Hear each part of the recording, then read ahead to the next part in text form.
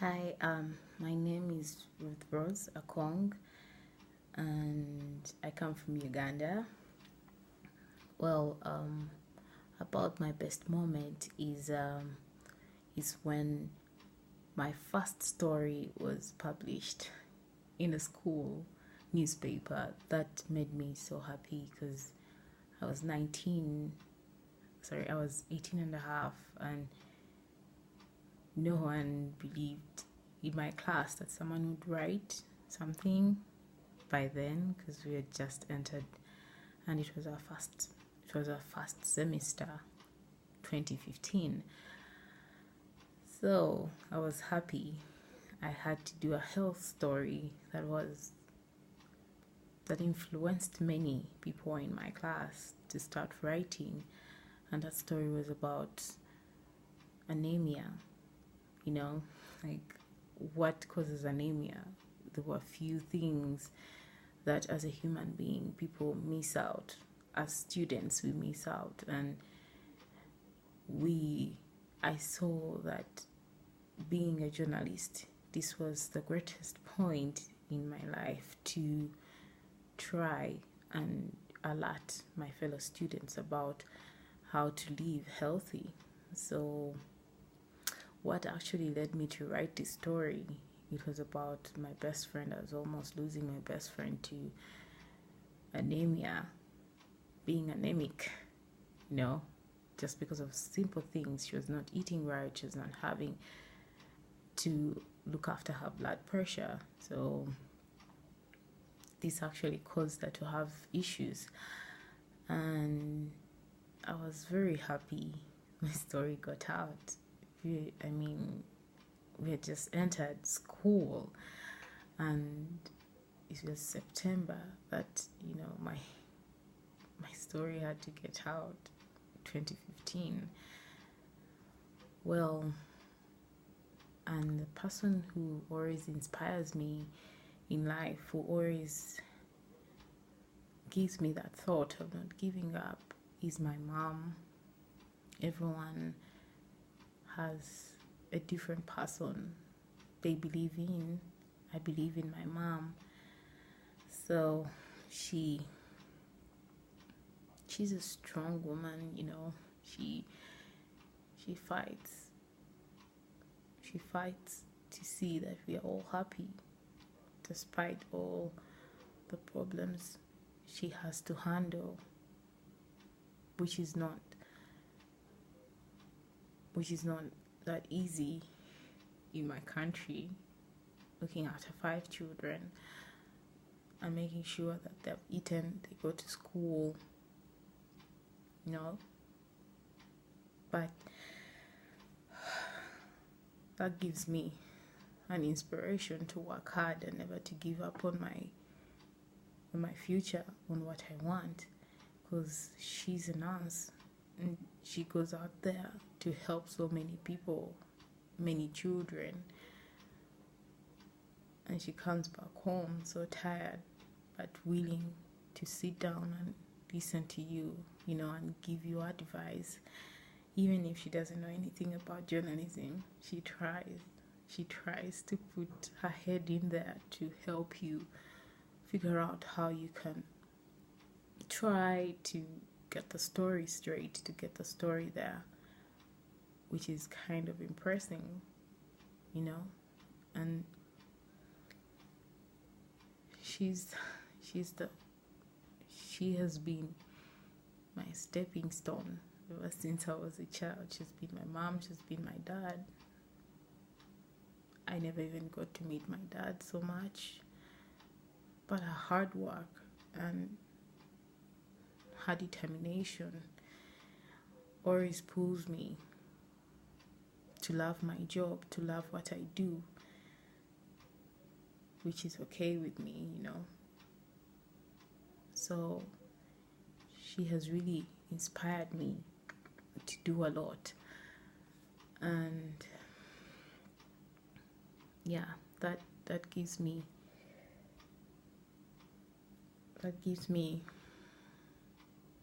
a good impression of life, a positive side of life, that it always has to happen somehow.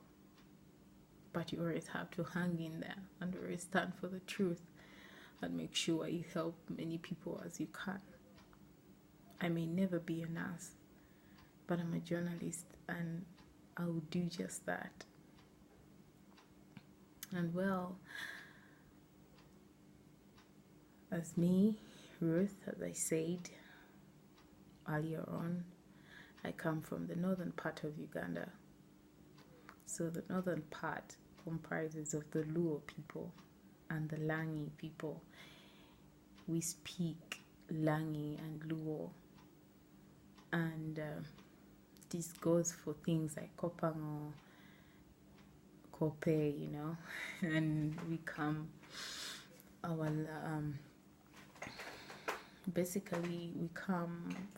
our lane of tradition comes from a story of Gipiri and Labong as a tradition.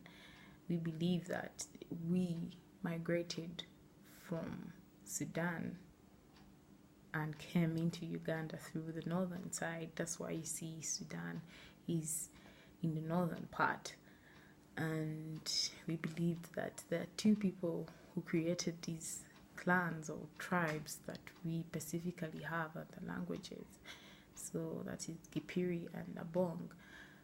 There were two brothers that came together and decided to separate due to different personalities and different likes as human beings.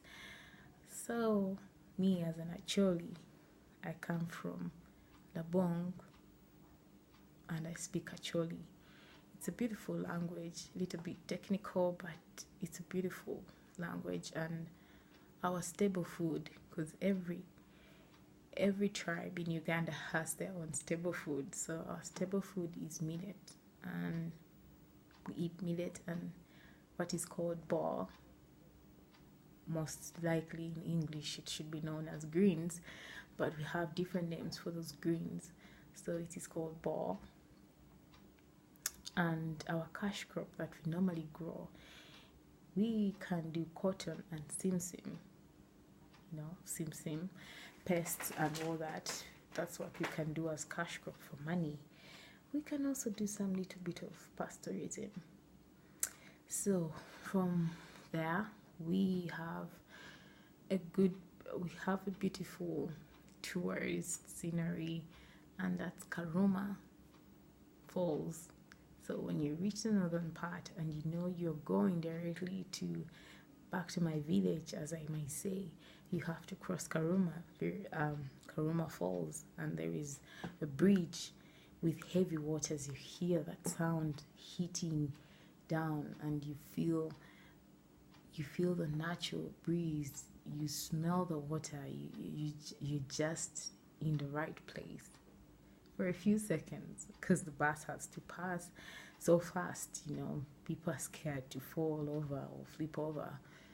But the water, Karuma Falls, is partly the mouth of River Nile, and it's like a river. I may say it's just narrow but deep and shallow on top.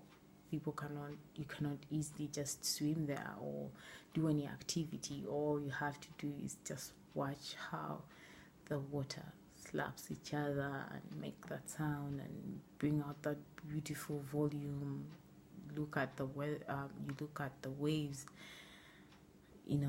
that come up and bring up that big volume, almost in a similar color, like the clouds, like the white clouds, which is really pretty much nice looking at. And there are a few monkeys or so on the way, and the beautiful part about it is that they wait for people to give them something at the road.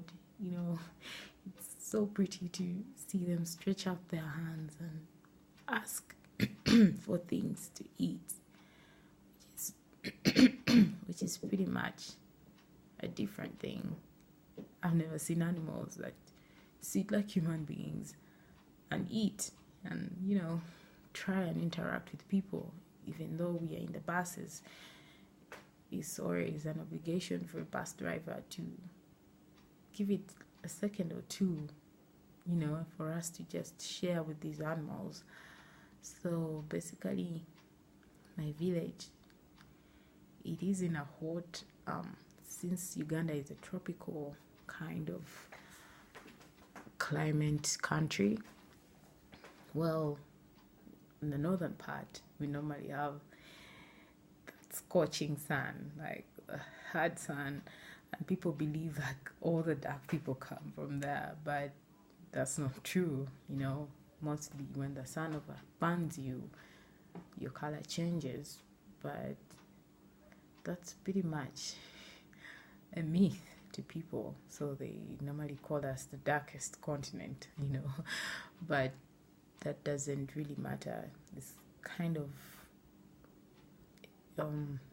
of something we own up to it, so don't really have an issue with it. Yes, so that's something brief from where I come from. As my country at large, it's just known as the Pearl of Africa. Why is it called the Pearl of Africa? Because it has green pastures, and this was named after Queen Elizabeth finally visiting us back in the 90s, that I don't really remember very well during the history. And she was just it was Queen Victoria, yeah. After visiting us back in the 90s, she saw how the country had good pastures and it had a good climate. Everywhere was green, the waters like Victoria and all that. So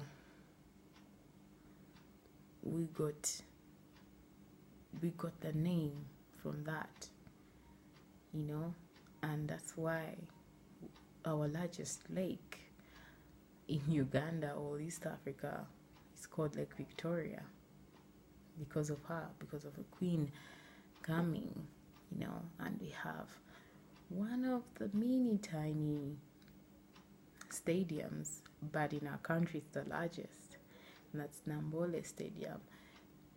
People used to call it Mandela Stadium because Mandela came, and we celebrated Mandela because of the liberation of slavery or apartheid policy from the South African. So we have different tourism features named after people, after good prominent people, like even after Captain Frederick Lugard helped us stop slave trade during the 90s, we named Lugard Road. We have Lugard Road, and this is how to show a sign of friendship and humbleness of us as Ugandans, as Africans, because we are known for being friendly, interactive, and social for people. Yes, this is me, Ruth Rose, and I was glad to tell you about my country.